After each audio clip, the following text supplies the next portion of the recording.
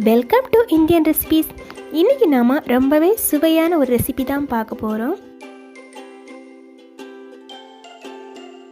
Recipe நாம் ரொம்பவே சிம்பிளாக 10 நிமிஷத்தில் நம்ம செஞ்சிடலாம். வாங்க இதை எப்படி செய்கிறது அப்படின்னு பார்க்கலாம். இதுக்கு நான் 1/4 கிலோ அளவுக்கு கோதுமை மாவு எடுத்துருக்குறேங்க. மைதா மாவு கூட யூஸ் பண்ணிக்கலாம். இதுக்கு தேவையான அளவு உப்பு சேர்த்துக்கலாங்க. கொஞ்சமாக ஒரு பிஞ்ச் அளவுக்கு, அதாவது 1/4 டீஸ்பூனுக்கும் குறைவாக கொஞ்சமாக நம்ம சமையலுக்கு யூஸ் பண்ணுற சமையல் சோடா உப்பு சேர்த்துக்கலாம்.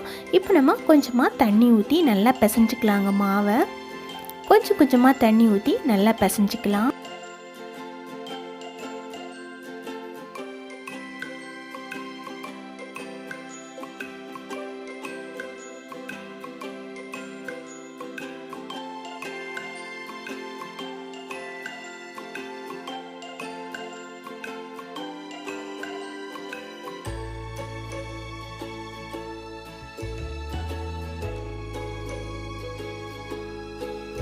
மாவு நல்லா பிசைஞ்சிட்டோம். நாம் இப்போது அதுக்கு மேலே கொஞ்சம் எண்ணெய் ஊற்றி நல்லா ஸ்ப்ரெட் பண்ணி விட்டுக்கலாங்க. மாவை நல்லா ஊறட்டும்.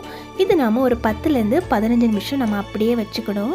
இந்த டைமில் நம்ம ஸ்டஃபிங் ரெடி பண்ணிக்கலாம். ஒரு கடாயில் 2 டீஸ்பூன் அளவுக்கு எண்ணெய் ஊற்றிக்கலாங்க.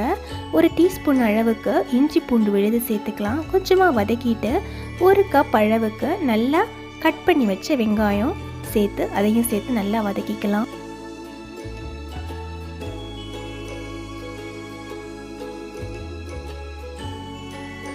ரொம்ப வதங்கணும் அப்படிங்கிற அவசியம் எல்லாம் இல்லை.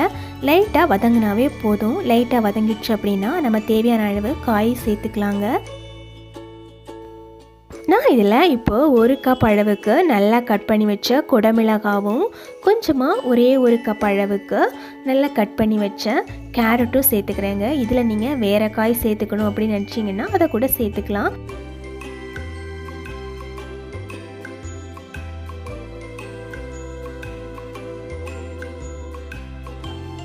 எல்லாத்தையும் நம்ம நல்லா மிக்ஸ் பண்ணி விட்டுட்டோங்க. இப்போ மிக்ஸ் பண்ணி விட்டதுக்கு அப்புறமா ஒரு 2 நிமிஷம் நம்ம க்ளோஸ் பண்ணி விட்டோம் அப்படின்னா நமக்கு காயெல்லாம் சீக்கிரமாக வெந்து கிடைக்குங்க. ஒரு 2 நிமிஷம் ஆகட்டும். இப்போ நமக்கு காயெல்லாம் நல்லா வெந்துடுச்சு. இப்போ ஓப்பன் பண்ணிக்கலாம். காய் நல்லா வெந்திருக்குது. இப்போ நம்ம தேவையான அளவுக்கு மசாலா சேர்த்துக்கலாங்க. 1 டீஸ்பூன் அளவுக்கு கரம் மசாலா, 1 டீஸ்பூன் அளவுக்கு மிளகாய் தூள் சேர்த்துக்கிறேங்க. இப்போ எல்லாத்தையும் நம்ம மிக்ஸ் பண்ணி விட்டுக்கலாம். ரொம்ப அதிகமாக இதில் ஸ்பைசஸ் எல்லாம் நான் ஆட் பண்ணிக்கல.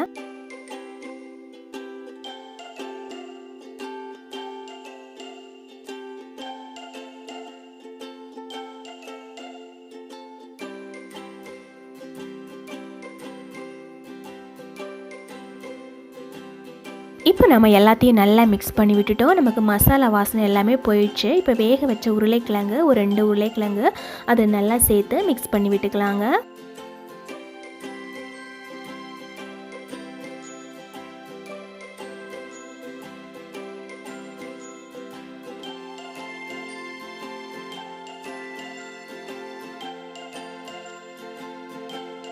நாம் இப்போ ரொம்பவே சூப்பரான ஒரு ஸ்டஃபிங் ரெடி பண்ணிட்டோம்.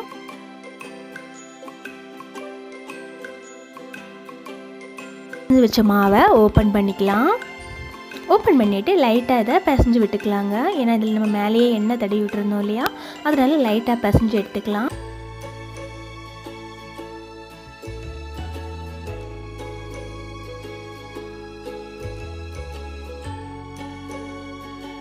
அந்த மாவுலேருந்து ஒரு உருண்டை அளவுக்கு எடுத்துக்கலாங்க.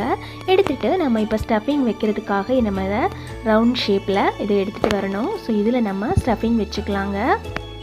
இப்போ நம்ம செஞ்சு வச்ச ஸ்டஃபிங்கை அதில் வைக்கலாம். வச்சுட்டு இதை நம்ம க்ளோஸ் பண்ணி விட்டுக்கலாங்க.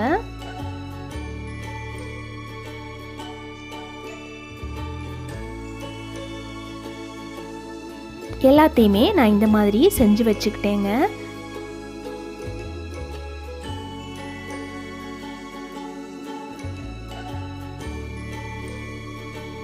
ஸோ இப்போ நாம் இதை வேக வைக்கணும். அதுக்காக நான் வந்து ஒரு குக்கர் தான் எடுத்துருக்கிறேன்.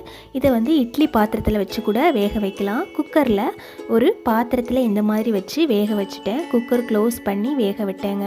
அதாவது அதில் விசில் எதுவும் வைக்கல. இது வந்து ஒரு 5 நிமிஷம் வெந்தாவே போதும். ஒரு கடாயில் 2 டீஸ்பூன் அளவுக்கு எண்ணெய் ஊற்றிக்கலாங்க.